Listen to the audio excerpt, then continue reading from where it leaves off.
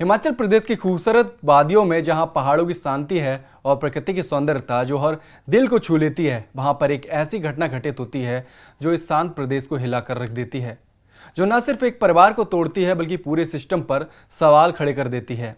यह कहानी है बिमल नेगी की, एक ईमानदार इंजीनियर, एक समर्पित पिता और एक ऐसी मौत जो ना तो आत्महत्या मानी जाती है और ना हत्या, और इसकी गुत्थी अब तक सुलझ भी नहीं पाई है। हाई कोर्ट में बिमल की मौत के मामले में सुनवाई हुई, जिसमें अदालत ने एडवोकेट जनरल से कई तीखे सवाल किए और फैसला सुरक्षित रख लिया है। अगली डेट शुक्रवार को है। अदालत बिमल नेगी पर क्या फैसला सुनाएगी, इस पर पूरे हिमाचल की नजरें टिकी हुई हैं। Bimal Negi Himachal Pradesh power corporation limited के चीफ इंजीनियर, एक ऐसा नाम जो अपनी मेहनत और ईमानदारी के लिए जाना जाता था, लेकिन 10 मार्च को अचानक वह लापता हो गए। उनके परिवार ने जब उनकी तलाश शुरू की तो हर जगह सन्नाटा था। 8 दिन बाद यानी 18 मार्च को बिलासपुर के गोविंद सागर झील में उनका शव तैरता हुआ मिला। पोस्टमार्टम रिपोर्ट ने सनसनी फैला दी।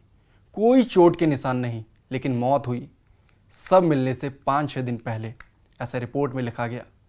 सवाल उठा, बिमल नेगी उन 8 दिनों में कहाँ थे? उनकी मौत का सच क्या है? उनकी मौत कैसे हुई? बिमल नेगी की पत्नी ने हिमाचल प्रदेश के मुख्यमंत्री सुखविंदर सिंह सुक्खू को पत्र लिखकर गंभीर आरोप लगाए। उन्होंने दावा किया कि बिमल को उनके कार्यस्थल पर उच्च अधिकारियों द्वारा मानसिक रूप से प्रताड़ित किया जा रहा था।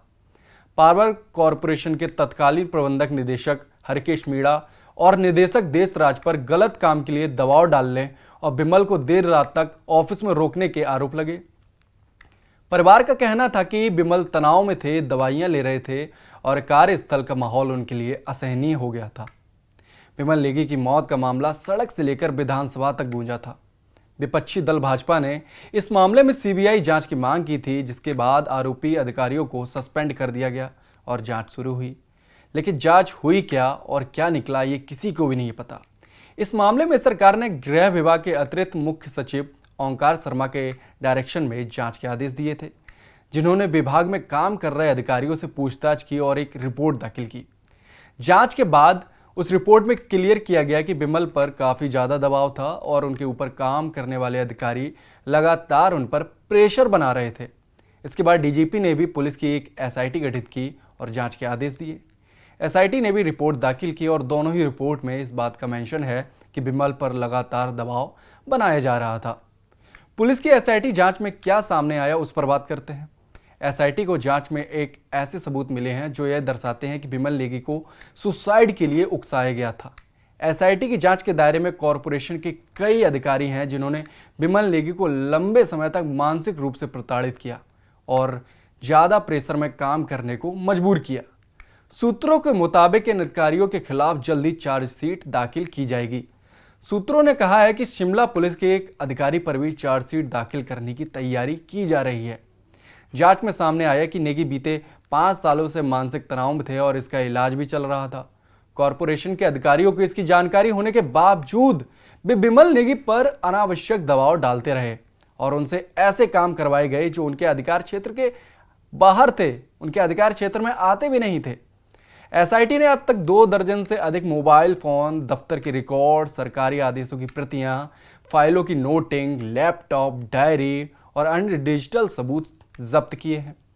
पुलिस को कई तकनीकी सबूत भी हाथ लगे हैं। इसके बाद की बात करें तो बिमल नेगी की पत्नी ने सीबीआई जांच की मांग को लेकर एक याचिका दायर की थी। आज सुनवाई हुई। कई चौंकाने वाले खुलासे हुए। सबसे बड़ा खुलासा तो यह हुआ कि बिमल की बॉडी के साथ जो पेन ड्राइव मिली थी और किसी ने उसे फॉर्मेट कर दिया। अब शक की सुई पुलिस पर आ गई कि इनकी जांच पर ही सवाल उठने लगे। हालांकि जो पूरे मामले की गंभीरता को बताते हैं कि सूत्रों का कहना है कि मृतक की एक पेन ड्राइव भी इस जांच के अहम का हिस्सा है, जिसे फॉर्मेट कर दिया गया। इसके अलावा नेगी के शव को गोविंद सागर से निकाले जाने के बाद बिलासपुर पुलिस की भूमिका पर भी सवाल उठ रहे हैं, क्योंकि जब ये जांच करने गए थे तो पेन ड्राइव उनकी बॉडी में मिली थी, जिसे फॉर्मेट कर दिया गया। ऐसे एलिगेशंस लगाए जा रहे हैं। तो बिलासपुर पुलिस की पूरी भूमिका है और इन पर भी एक्शन की मांग की जा रही है। बताया जा रहा है कि शिमला से एक एसआई को पेन ड्राइव लेने के लिए भेजा गया था। उसी ने ये पेन ड्राइव फॉर्मेट की है।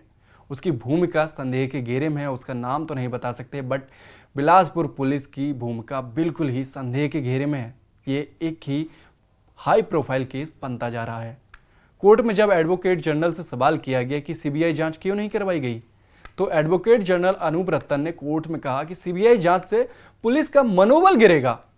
लेकिन जज ने दो टूक जवाब दिया कि हाईकोर्ट किसी का मनोबल बढ़ाने के लिए नहीं है। कोर्ट ने सरकार से पूछा कि आखिर सीबीआई जांच में परेशानी क्या है। सुनवाई के दौरान शिमला के एसपी संजीव कुमार गांधी ने निष्पक्ष जांच का भरोसा दिया।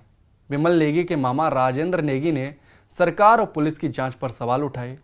उनका कहना है कि पुलिस ने कई महत्वपूर्ण जानकारियां छुपाई।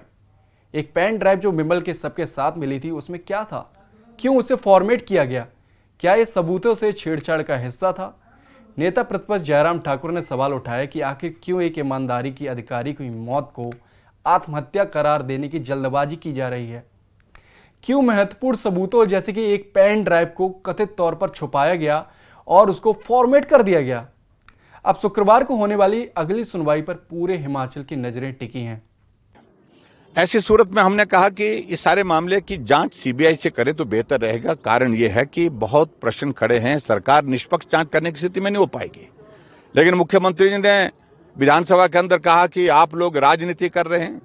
मुख्यमंत्री जी ने कहा कि इसमें सीबीआई जांच की आवश्यकता नहीं है। परिवार के सदस्य कहते हैं कि हम प्रदेश की जो एसआईटी कॉन्स्टिट्यूट की है उस जांच से जो है पूरी तरह से संतुष्ट हैं। अगर संतुष्ट हैं, संतुष्ट अगर होते तो क्या विमल नेगी के परिवार को हाईकोर्ट में जाकर के सीबीआई की मांग करने के लिए जाना पड़ता? विमल नेगी की मृत्यु के बाद उनकी जेब में पेन ड्राइव था, यह बताया जा रहा है। लेकिन वो पेन ड्राइव पहले दिखाया नहीं गया, शो नहीं किया गया। बाद में मालूम पड़ा कि ये कहीं फिल्म में जो रिकॉर्डिंग हुई है, जो वीडियो बनी है, उसमें आ गया है। तो वीडियो में वो पेन ड्राइव जो आई थी, इसलिए उसको जस्टिफाई करने के लिए बताया गया कि उसको वहां पर भेजा गया, लेकिन एफएसएल में भेजा गया। एफएसएल में भेजा गया, लेकिन एफएसएल में भेजने से पहले 21 तारीख को उस पेन ड्राइव को जो है उसको उसका सारा रिकॉर्ड जो है वो जो निकाल दिया गया।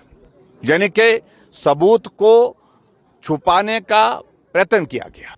एक परिवार की पुकार, एक प्रदेश की उम्मीद और एक सच्चाई जो अभी भी अंधेरे में है।